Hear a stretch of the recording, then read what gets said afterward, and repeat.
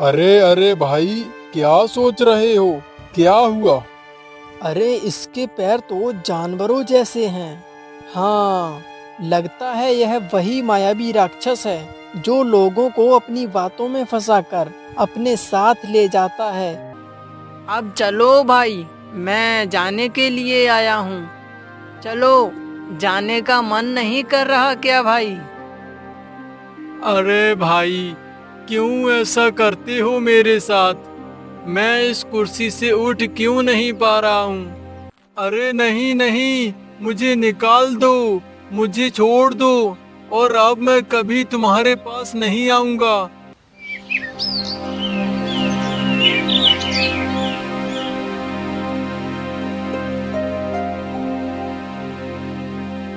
आखिर कब तक आप ऐसे ही लकड़ियां काटते रहोगे?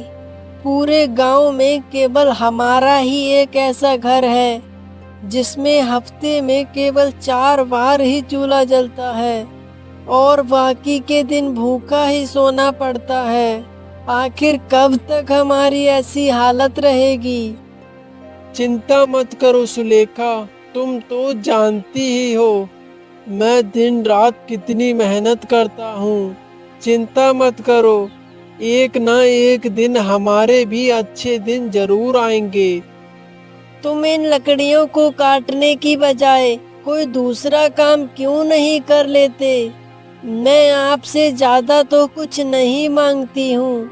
मैं तो केवल बस इतना ही चाहती हूँ कि हमें कम से कम पेट भर के खाना तो मिल जाए और भूखा ना सोना पड़े। अरे देखो, मैंने तुम्हें कितनी बार कहा है कि मैं इस काम को नहीं छोड़ सकता। नहीं मतलब नहीं। तुम्हें तो पता ही है कि जब से हमारी शादी हुई है तब से ही मैं यह काम कर रहा हूँ। तो फिर मैं अब इस काम को कैसे छोड़ सकता हूँ? मैं तो बस इतना ही चाहती हूँ कि तुम इस काम के साथ साथ कोई दूसरा काम भी देख लेते तो हमारा गुजारा अच्छे से हो जाता और फिर हमें भूखा भी नहीं सोना पड़ता। हाँ, वैसे तुम कह तो ठीक ही रही हो सुलेखा। चलो तो फिर मैं किसी दूसरे काम की तलाश जरूर करूँगा। ठीक है, तो फिर अब मैं लकड़ियाँ काटने चलता हूँ। और फिर रतन लकड़ियाँ काटने चला जाता है।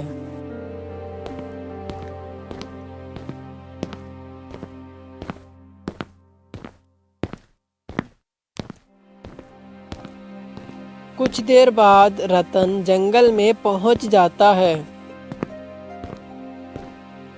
हाँ, यहीं सही रहेगा। यहाँ पर तो मुझे बहुत सारी लकड़ियाँ मिल जाएंगी। चल भाई रतन, शुरू हो जा।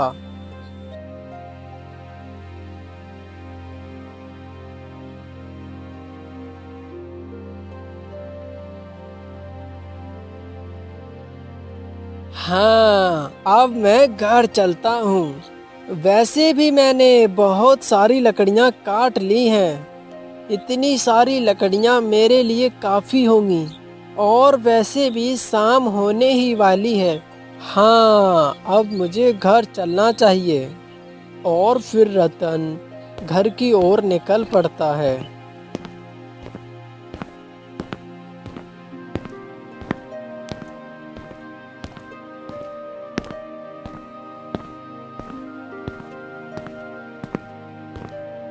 जब रतन घर पहुंचा तो उसकी पत्नी बोली, क्या हुआ जी?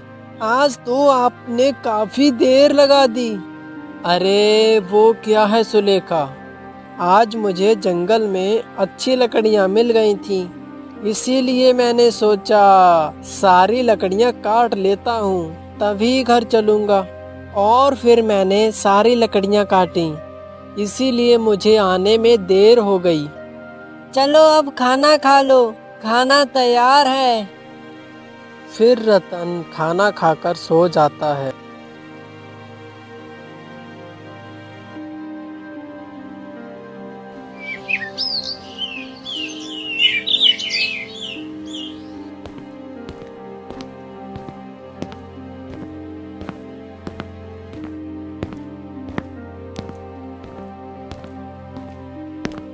बेटा, क्या तुम मेरी कुछ मदद कर दोगे? क्या बात है बाबा? बेटा, मैंने काफी दिनों से कुछ भी खाया नहीं है। मुझे बहुत तेज भूख लग रही है। क्या तुम मेरे लिए कुछ खाने का इंतजाम कर सकते हो? बेटा, तुम्हारा बहुत भला होगा। अरे बाबा, अब मैं तुम्हें क्या बताऊं? बाबा, कल रात ही मेरे घर में खाना खत्म हो गया और अब अनाज का एक दाना भी नहीं बचा है। वो क्या है बाबा, मैं लकड़ियां काटकर अपने परिवार का गुजारा करता हूँ। मैं आपका दर्द समझ सकता हूँ बाबा, लेकिन कोई बात नहीं बाबा, मैं घर में जाकर देखता हूँ। अगर कुछ खाने को होगा तो ज़रूर लेकर आऊँगा। आप यहीं पर रुकिए बाबा। अच्छा, ठीक है बेटा, जल्दी आना।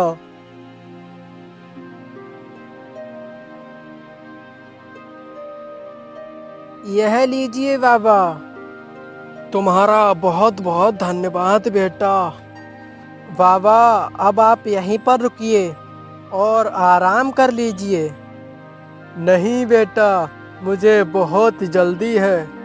मैं यहाँ नहीं रुक सकता बेटा। तुम मुझे एक नेक दिल और सच्चे इंसान लग रहे हो, इसीलिए मैं तुम्हें कुछ देना चाहता हूँ। अरे बाबा, आप क्या देना चाहते हैं? बेटा, मैं तुम्हारी कोई भी 3 मनोकामनाएं पूरी करूँगा। तुम्हें जो मांगना है मांग सकते हो बेटा। अरे अरे बाबा, आपने तो मुझे दुविधा में डाल दिया। भला मैं आपसे क्या मांगूं? मुझे तो कुछ समझ ही नहीं आ रहा है। बेटा, जल्दी करो, मुझे बहुत दूर जाना है। अच्छा तो बाबा, आप मुझे एक ऐसा वरदान दीजिए कि मैं अगर किसी व्यक्ति को किसी काम पर लगाऊं तो वह मेरी इजाज़त के बिना उस काम को छोड़ ही ना पाए। बाबा, क्या आप मेरी इस मनोकामना को पूर्ण कर सकते हो? हाँ बेटा, ऐसा ही होगा। अब दूसरी मनोकामना बताओ। और क्या मांगूं, क्या मांगूं? हाँ बाबा, मेरी दूसरी मनोकामना ये है कि जो भी इस कुर्सी पर बैठे वह मेरी आज्ञा के बिना यहाँ से उठ नहीं पाए। ठीक है बेटा, यह इच्छा भी तुम्हारी पूरी होगी। बेटा, जरा कुछ सोच समझकर मांगो और बोलो। और क्या मांगूं बाबा? अच्छा तो फिर बाबा, मेरे घर में एक संदूक है। बाबा, आप मुझे ऐसा वरदान दीजिए कि मैं उस संदूक में जो भी वस्तु रखूं उसे मेरी इजाज़त के बिना कोई भी निकाल ना पाए। अच्छा, ठीक है बेटा, जैसी तुम्हारी इच्छा। अब मैं चलता हूँ। और फिर वह बाबा वहाँ से चला जाता है। रतन जब घर में पहुँचा तो उसने अपनी पत्नी को सारी बात बताई। तो उसकी पत्नी बोली, अरे यह क्या किया आपने? घर में आई लक्ष्मी को लात मारकर ठुकरा दिया। लगता है आपका दिमाग खराब हो गया है। अपने लिए नहीं तो कम से कम मेरे बारे में तो सोचते। अगर आज आप कुछ अच्छी सी चीज मांग लेते तो आज हम एक बड़े घर में होते और बहुत ही अच्छी जिंदगी जीते और किसी भी चीज की कमी नहीं होती। लेकिन नहीं, आपका तो दिमाग ही खराब हो गया है। अरे अरे सुलेखा, लगता है मुझसे बहुत बड़ी गलती हो गई है। मैंने तुमसे कहा था कि कोई दूसरा काम ही खोज लो, लेकिन तुमसे वो भी नहीं होता। न जाने तुम्हें कब अक्ल आएगी। हे भगवान, मैं क्या करूं इनका।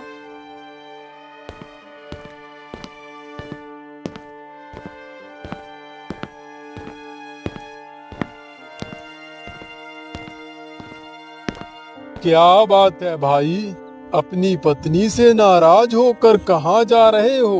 बड़े उदास लग रहे हो तुम। क्या हुआ भाई? अरे अजीब बात है, इसे कैसे पता कि मैं अपनी पत्नी से नाराज होकर जा रहा हूँ।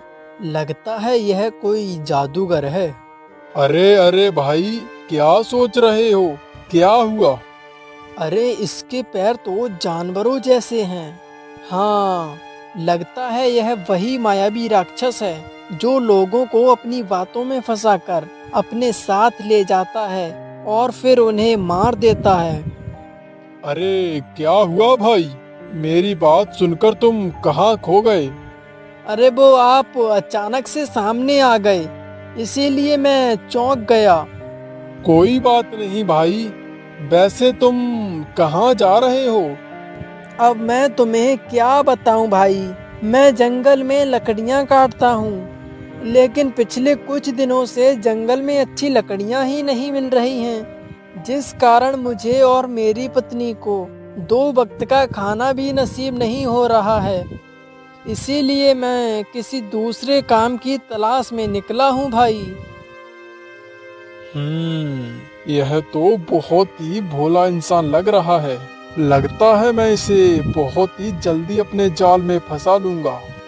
अरे भाई, वैसे मुझे तुम बहुत परेशान लग रहे हो। अगर ऐसी बात है तो तुम मेरे साथ ही काम कर लो।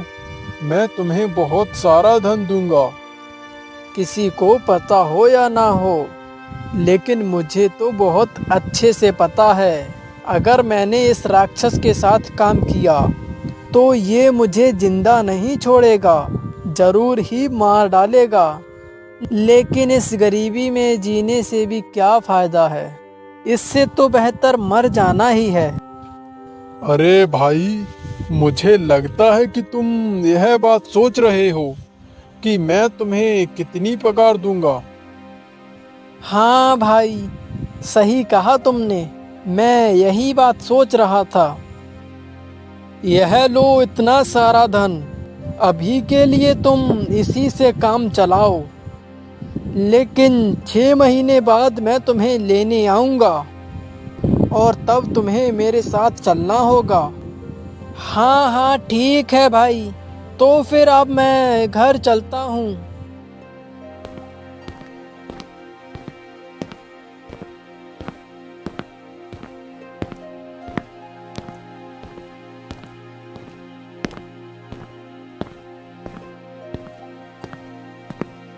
कुछ देर बाद रतन अपने घर पर पहुंच जाता है।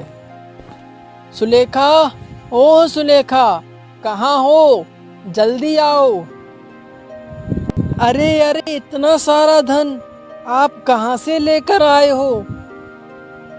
वो क्या है सुलेखा, मुझे एक नया काम मिल गया है और उसने मुझे पगार दिया तो मैं ले आया। अच्छा, ऐसा कौन सा काम है जो काम करने से पहले ही आपको पगार दे दी? अरे नहीं नहीं, ऐसा कोई काम नहीं है सुलेखा, वो मुझे उस मायावी राक्षस के यहाँ काम मिला है। क्या क्या कहा तुमने? ऐसा काम तो दुश्मनों को भी ना मिले। क्या तुम्हें पता नहीं कि जो इंसान उसके यहाँ काम करने जाता है वो वापस नहीं आता? हाँ पता है मुझे, लेकिन कोई दूसरा काम भी तो नहीं मिल रहा था। वैसे भी जो होगा 6 महीने बाद होगा सुलेखा, तब तक हम खुशी से रहेंगे।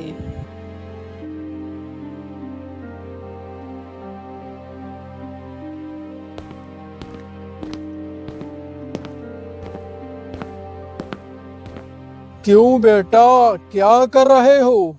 तुमने अपना सारा काम खत्म तो कर लिया ना? अब चलो मेरे साथ। अरे यह तो वही राक्षस है, अब क्या करूं? कुछ तो करना पड़ेगा, वरना ऐसे काम नहीं चलेगा। अब मैं क्या करूं, क्या करूं? हाँ, वो जो बाबा ने मुझे वरदान दिए थे वो अब काम आएंगे। भाई मैं आपके साथ चलने को तैयार हूँ, लेकिन वो क्या है ना भाई, मेरा चाय पीने का बहुत मन कर रहा है। क्या तुम मेरे लिए थोड़ी सी चाय बना दोगे? हाँ हाँ, क्यों नहीं भाई, मैं अभी तुम्हारे लिए चाय बना कर लाता हूँ। अरे अरे, मैं यहाँ से हिल क्यों नहीं पा रहा हूँ? आखिर क्या हो रहा है मेरे साथ? अरे भाई, क्या हुआ? हिल नहीं पा रहे हो क्या? तुम मेरे आदेश के बिना यहाँ से हिल नहीं सकते। हाँ।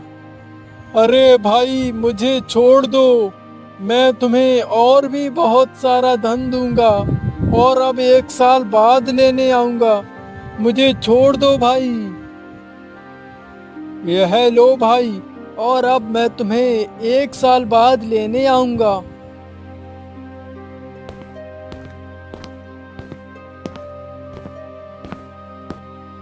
अरे सुलेखा, ओ सुलेखा, कहाँ हो? जल्दी से इधर आओ। देखो देखो, यह देखो, इतना सारा धन। सुलेखा, मैं उस बाबा के दिए हुए वरदान की वजह से उस राक्षस से बच गया और उसने मुझे इतना सारा धन भी दे दिया। हाँ, यह तो ठीक है, लेकिन 1 साल बाद तो वो राक्षस फिर से आएगा। हाँ, तब का तब देखेंगे, लेकिन अभी के लिए तो हम खुशी से रह सकते हैं।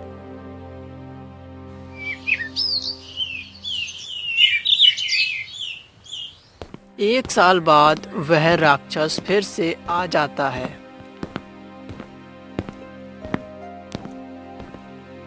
अरे अरे बेटा, क्या बात है, तुम तो आज भी इतना काम कर रहे हो। चलो चलो, अब बहुत हो गया काम, मेरे साथ चलो, तुम्हारा 1 साल पूरा हो चुका है। हाँ भाई, मैं चलने को तैयार हूँ, लेकिन लगता है आप बहुत थक गए होगे, तो थोड़ा सा यहाँ बैठकर आराम कर लीजिए। तब तक मैं आपके लिए पानी लेकर आता हूँ। हाँ हाँ, ठीक कहा तुमने भाई, वैसे भी मुझे बहुत तेज प्यास लग रही है, तो तुम जल्दी से जाओ और मेरे लिए पानी लेकर आओ। तब तक मैं यहाँ बैठकर आराम करता हूँ।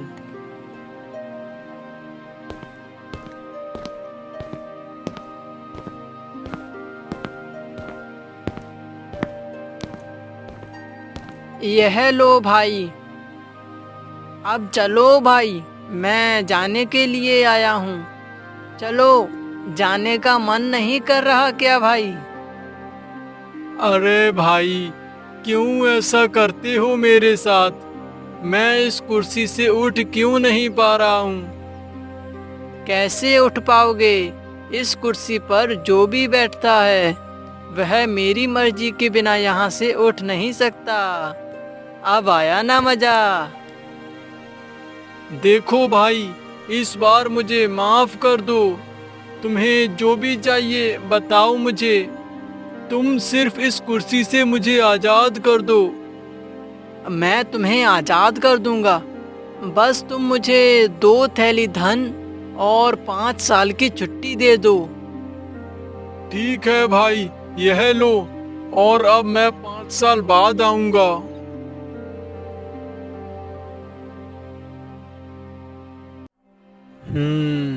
पिछली बार जब मैं आया तो चालाकी से इसने मुझे अपनी जाल में फंसा लिया था, लेकिन इस बार मैं इसके जाल में आने वाला नहीं हूँ। मैं एक सोने की माला बन जाता हूँ और फिर यह लालची इंसान मुझे उठाकर अपने घर ले जाएगा और फिर यह मेरे जाल से बच नहीं पाएगा।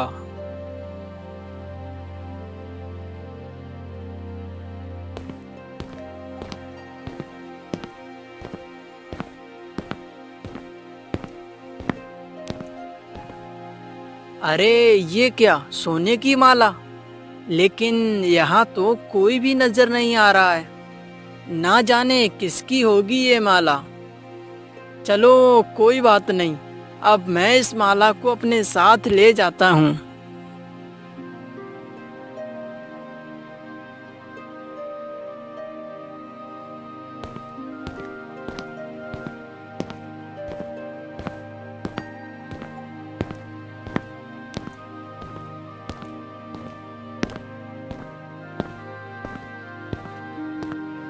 हाँ, अब मैं इस माला को इस संदूक में रख देता हूँ। अब बचकर कहाँ जाओगे भाई? क्योंकि तुम मुझे खुद ही उठाकर अपने घर लाए हो। अब तो तुम मेरे जाल में फंस गए। ओ, तो तुम हो। तुम्हें मरने को कोई और जगह नहीं मिली जो मेरे संदूक में आकर बैठ गए। रुको, अभी मजा चखाता हूँ। जो भी इस संदूक में जाता है वह मेरे हुक्म के बिना इससे निकल नहीं सकता। हाँ। अरे सुलेखा, ओ सुलेखा, कहाँ हो? जल्दी से इधर आओ। यह देखो, मालिक खुद ही आकर हमारे जाल में फंस गए। हाँ जी, अब ठीक है। अब इसको इस संदूक में ही बंद रहने दो।